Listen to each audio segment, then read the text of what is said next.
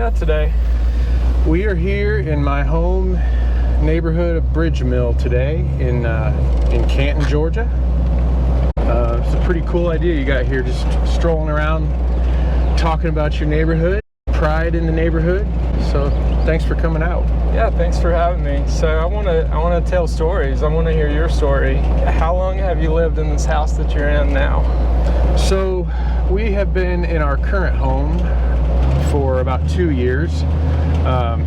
Yes, we moved as the pandemic was starting. We called this our COVID house. The day we were sitting in the backyard, you know, all the schools are closed, all the offices are closed. Sitting in the backyard, my son starts trying to dig a pool in my nice sodded backyard, still in Bridgemill, but we decided that was time to look and see what else there was. And a couple weeks later, we're under contract for another house in Bridgemill, and that happened to have a pool. So now we have our pool paradise. I can only imagine walking out to a kid with a shovel. Like, that couldn't have gone on too long, right? Well, yeah, your first thought is, oh my God, but then again, at that point, we thought the world was ending from COVID, so we were like, dig the yard, who cares? Yeah, it's like, we're still breathing, we made it outside again. Exactly, yeah, we felt like the yard was the least of our troubles at that point, so. That's it. But here's a fun Bridgemill trivia for you.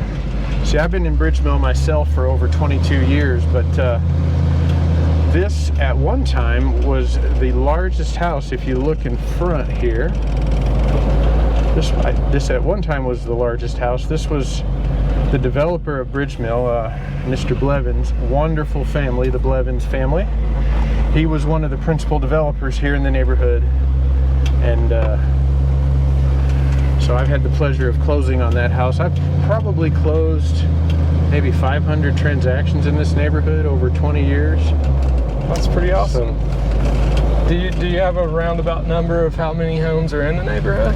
You know, I'm going to get this wrong probably if there's somebody that has true trivia, but I believe there's around 3,000 homes here in Bridgemill.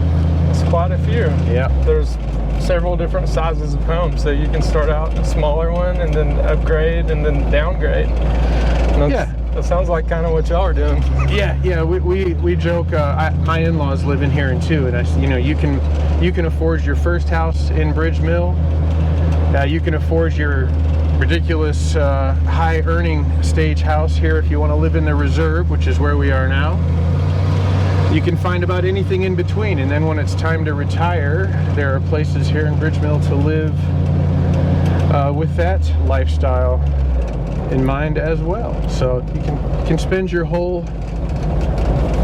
life here, I suppose, if you wanted to. And everyone has options to buy into the swimming pool and golf and all that stuff, right? Yeah, it's a little cafeteria style here in Bridgemill. Your basic couple $100 you pay just pays for street lights and the basics, and then if you want to trade up and pay for the athletic club membership, which a lot of people don't know is not actually owned by the HOA, but it's nicely kept facilities here, the park, and then you've got some new pickleball fields coming up here. I have never played pickleball. That's on my bucket list. I have not. Need to make some time for that. Yeah.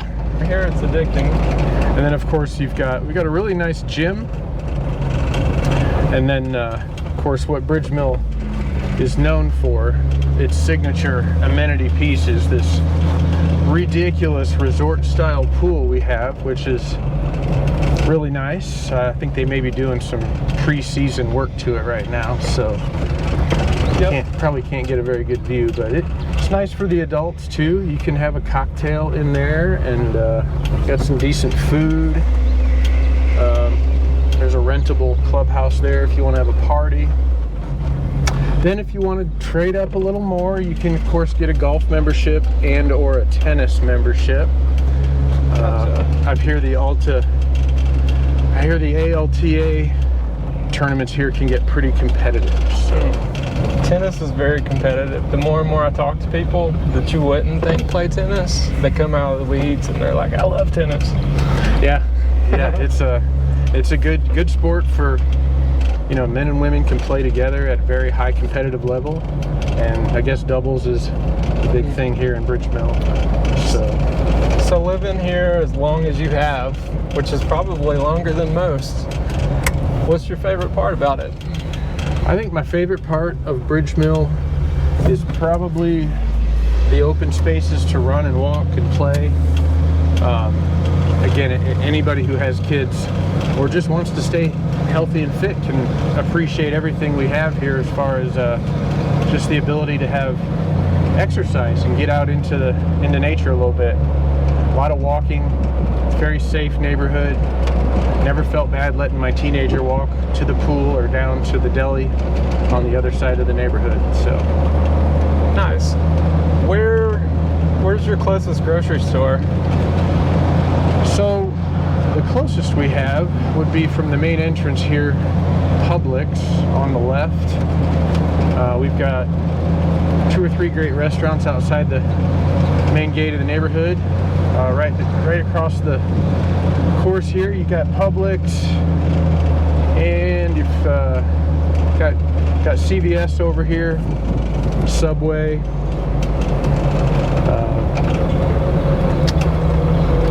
So it's a good little enclave here, and of course there's a Starbucks right outside the entrance. I think that's my wife's favorite. So that was my next question. So you got that one. Oh, you got to have a Starbucks. I think if we had a Chick-fil-A, people would feel darn near set for life, I guess. So it would be until Sunday hits. Yeah, you just gotta wait. So I used to live in this house here on the left. Just for example, that was our house for 20 years. Looks like, oh, you'll love this. Here's the funny thing. After we move out of that house and sell it, those people, who are awesome, by the way, they figured out a way to build a pool. Oh, wow. So the yard that we thought we couldn't build a pool in, they had the wherewithal to find a good engineer, and now that house has a pool. We never would have had to move. And they made it happen within a year. Yeah, basically. Of course, my son probably would have started digging a basement at that point, so either way, we were probably moving. Yep, so they got the pool, but they didn't get the basement. No, I'd like to see him pull that off. That'll be a thing, so.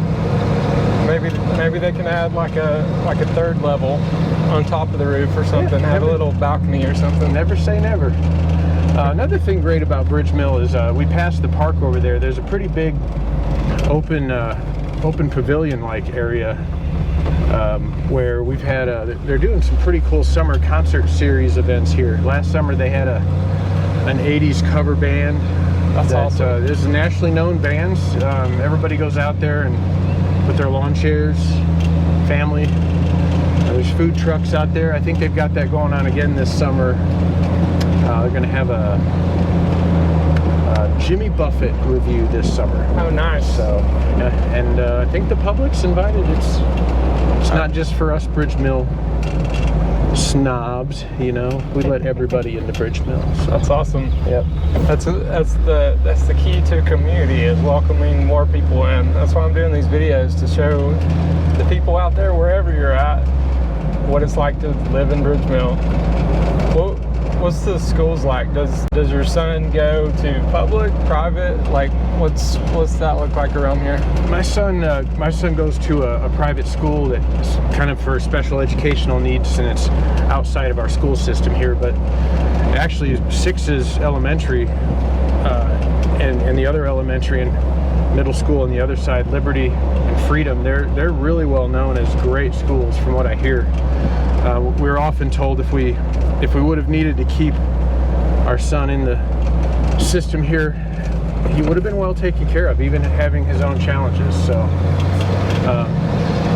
we're coming over to a section of Bridgemill that has, this is kind of an example of how Bridgemill has a little something for everybody. If you really don't need a lot of square footage and you need you kind of need a home with just enough for you. Maybe you've got, maybe you're retired, maybe you're on the front side of your ownership, first home. These cool houses here in this little enclave, I think they're just right. My in-laws live back in here. be able to go see your family within the same neighborhood. Yeah. It's very unique. Yeah, we calculated it's about 2.3 miles even within the subdivision for us to be able to walk or bike down here. That's not a bad walk at all. No, not really. This is really one of the best sections, if you ask me. When my son was growing up and we lived on Bridgemill Avenue, he made most of his friends down in this section of the neighborhood because it's just a little quieter, not as much traffic, so the kids can play ball in the street if they want to at times. And yeah, but my son's got a lot of memories just on this street right here. A lot of the kids he played with and grew up here. My in-laws live up here on the left. So this kind of reminds me of, like, you could probably play wiffle ball out here in the street and not worry about it too much. Yeah.